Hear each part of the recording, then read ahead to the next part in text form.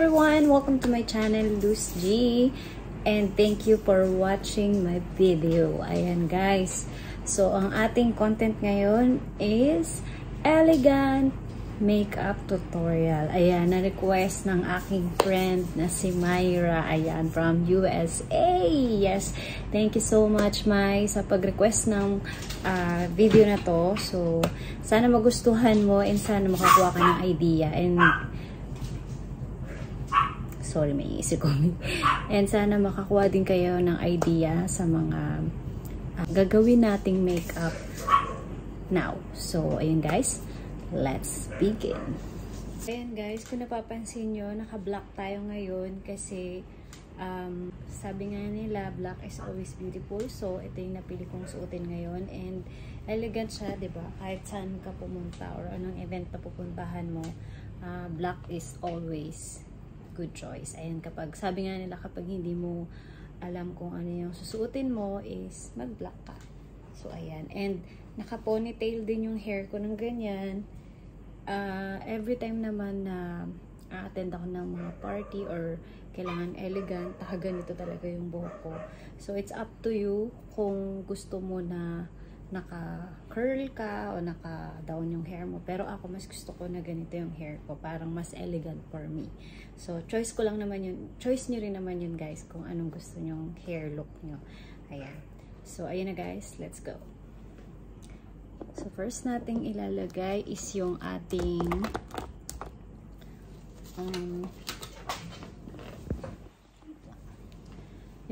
primer. So, ito yung ginagamit ko na primer. Ayan, yung Maybelline Baby Skin. Matagal na akong hindi nag-makeup tutorial. So, ngayon na lang ulit dahil nag-request nga yung aking friend. Ayan. So, primer mo lang ganyan. So guys, yan yung ginagamit ko na primer, yung Maybelline. So you can use naman any primer na ginagamit mo kung ano yung mas komportable ka. And then for foundation naman, yung ginagamit ko is yung full cover na Sassy Lady din. Ayan, Sassy Lady yung aking ginamit. So konti lang ilagay mo guys kasi marami naman siya kahit konti lang ilagay mo. So, pwede kang gumamit kahit anong foundation or san kahiyang na foundation. And yun pala guys, make sure lang din na ibasa yung beauty blender mo para maganda yung kapit ng foundation. Kapit na kapit siya dyan sa pag-apply mo ng foundation sa face. So, yun lang. And pwede ka naman din mag-add ng more kung feeling mo kulang pa. Ayan. So, nag-add ako ng konti sa aking for my forehead and sa kabilang cheek. So, ganyan lang siya. Nilalagay ko lang siya sa aking mga cheek. And nilalagyan ko rin yung aking ears para pantay. Kasi minsan, hindi even yung kulay kapag may makeup, cool makeup na yung face mo. Minsan, nag-iba yung kulay ng tenga mo. So, kaya ina-add ko rin yung tenga. So, ayan. Blend mo lang ng maayos. And then, for my concealer naman, I using L'Oreal. Ayan. And may L'Oreal na dark ako and light. Minsan minimix ko yan, pero this time hindi ko siya minix. So, ang pag-apply is pa-up. Pa-up dito banda sa gilid ng mata para parang ma-lift yung eyes mo. Yun daw yung sekreto para para umangat yung iyong face. So, ayan, ganyan. Blend mo lang. Okay.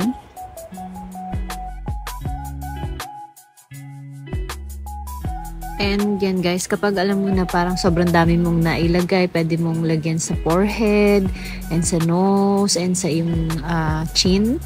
So, pwede ka dyan maglagay kasi yan yung parang ating nilalagyan ng highlight, yung ating nose, forehead, and yung ating chin. So, ayan, pwede din sa ating eyes, ayan. And sa leeg, para hindi sayang ang ating concealer.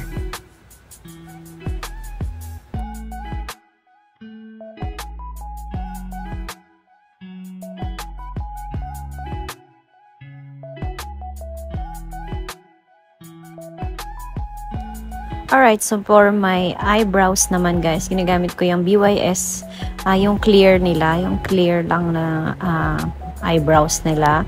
So yan muna yung ginagamit ko, binabrush up ko yung aking kilay, and then i-apply ko itong ginagamit ko na, ayan siya, parang powder eyebrow siya na ginagamit ko. Ganun yung shade niya, guys. Any naman na pang eyebrow pwede nyong gamitin. So i-apply mo lang siya dyan sa line ng kilay mo sa baba and then sa taas. So pantayin mo lang din siya dun sa kabilang side. Yan. So, dito tayo sa kabilang eyes. Ganyan, guys. Sinusundan ko lang yung line ng kilay ko sa ibaba ng kilay and then sa taas.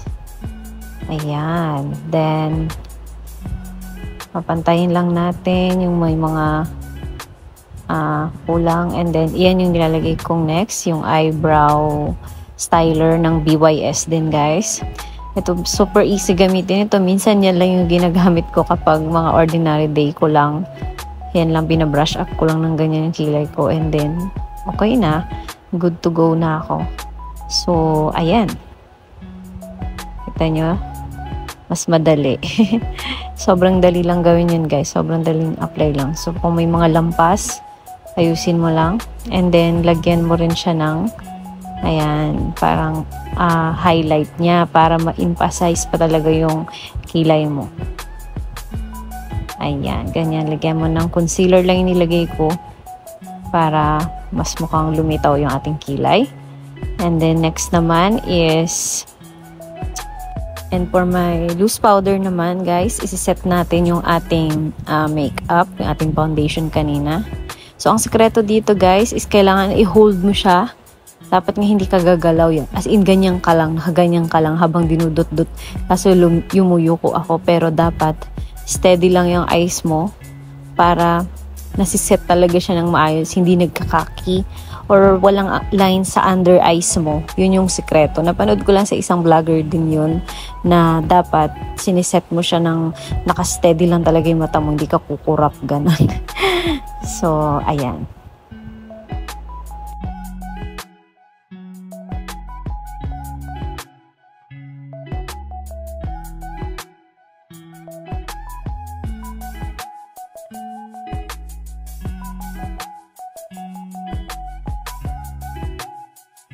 And next naman, guys, yung ating liquid liner. Ayan, any liquid liner na hiyang ka or ginagamit mo, pwede mong gamitin dito, guys. So, ganyan lang yung pag-apply. Madalas sa dulo lang ng eyes ako naglalagay kasi para mas mukhang malinis. Para hindi masyadong parang ang heavy ng makeup mo. So, ayan, parang check eye lang sa dulo. So, ganyan siya i-apply, guys. Close up natin. Ayan, sa baba ka muna mag-line and then after that sa baba, sa taas naman. And then, yan. Line-line mo lang. So, ayan. Meron ka ng check eye. And also, you can have this. Ito naman option to, guys. Optional to kung gusto mong ganyan. Parang merong drama yung eyes mo. Pwede ka din maglagay ng ganyan. Parang ang mga gumagawa nito kadalasan yung mga Arabic girls. Ayan, nilalagyan nila ng parang drama yung kanilang eyes. Ayan. Para mas malaki siya.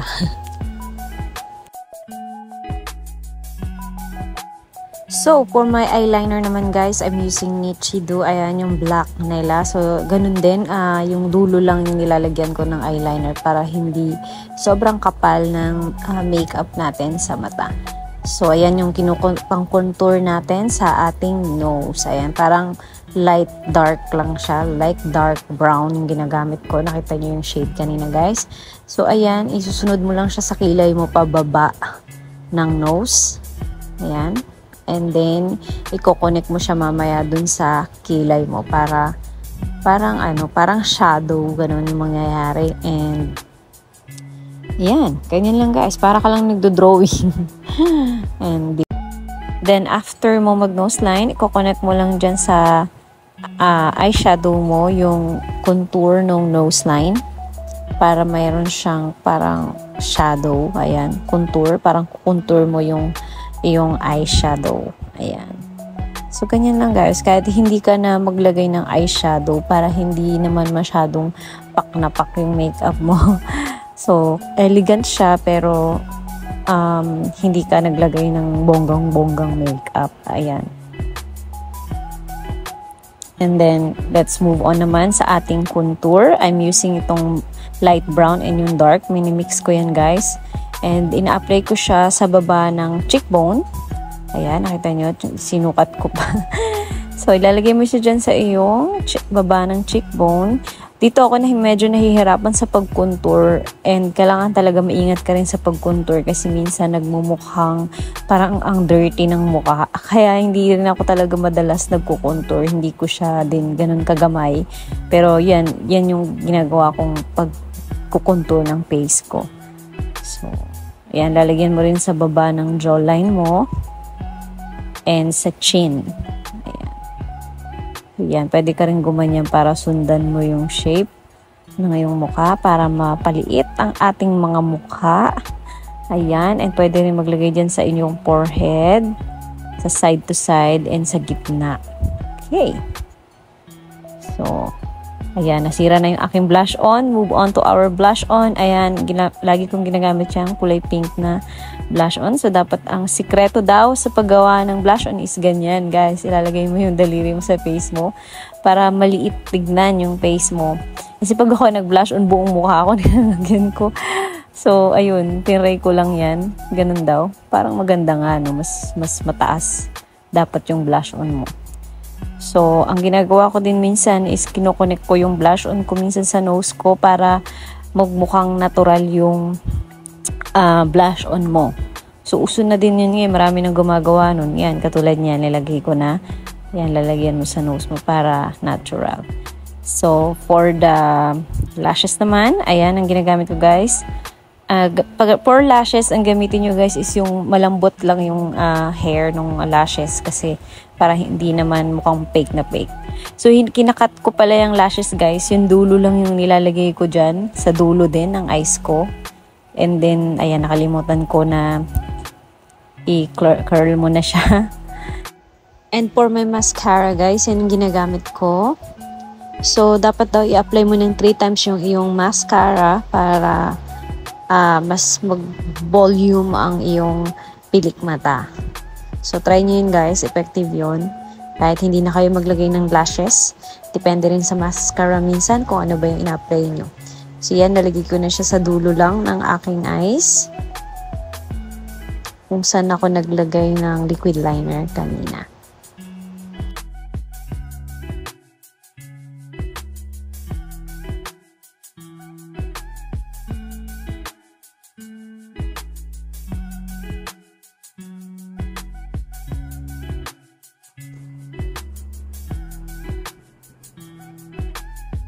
And then, for my lip liner naman, ayan yung ginagamit ko, guys. Dapat yung gagamitin mo na lip liner is medyo dark para parang makontour din yung lips mo. So, ayan yung ginamit ko. Medyo dark siya sa gagamitin nating lipstick. And then, yung nose line mo pala, i-connect mo dun sa nose mo. Ayan yung ginamit ko. So, for the lipstick, I'm using MAC Velvet Teddy.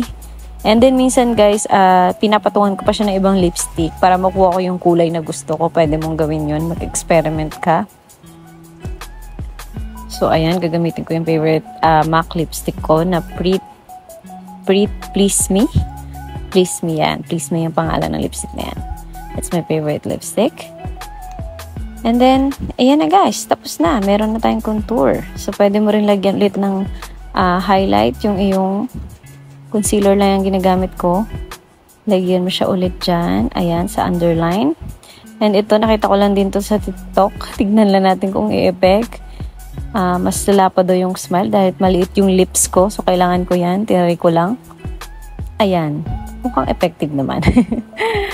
Okay, so, pwede ka rin maglagay ng dark. Parang kukontour mo din yung iyong eyes sa baba ng underline. Ayan, lagay mo siya dyan. Kung parang gusto mo medyo smoky eye ka, pwede mo ding lagyan yan. Pero optional din to, guys. Kung mas gusto nyo na parang mukhang simple lang, kahit di na kayo maglagay na ganyan, okay lang. So, ayan, naglagay lang ako ng powder sa leeg para pantay ang ating kulay. Importante yan, guys. Huwag na huwag niyong kakalimutan yan.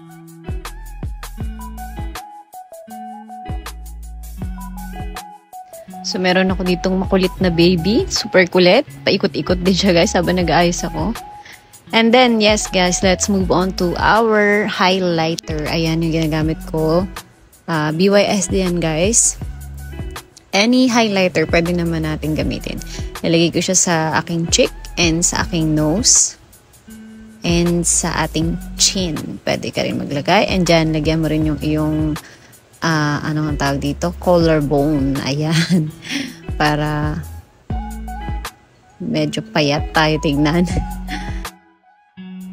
So, ayan na nga guys. Done na ang ating makeup. Elegant makeup tutorial na request ng aking kaibigan na si Myra. Ayan. Sana nagustuhan mo, May. And sana nagustuhan din ng mga ibang nakapanood nito, guys. Thank you so much. So, ayan. Tapos na tayo, guys, sa ating elegant makeup.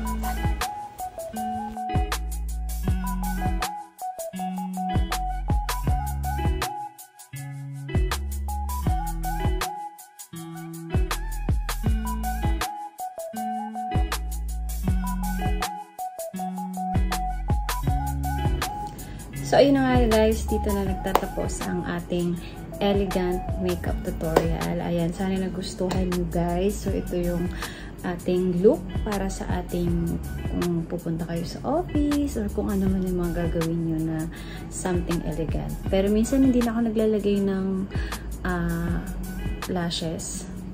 Depende naman sa inyo guys kung gusto nyo pang maglagay ng lashes para mas pak na pak ganyan. So, ako ganyan lang maglagay. Pwede rin kayo maglagay ng isang buong lashes sa mata ninyo. So, ayun guys. Thank you so much for watching. See you on my next vlog. Bye!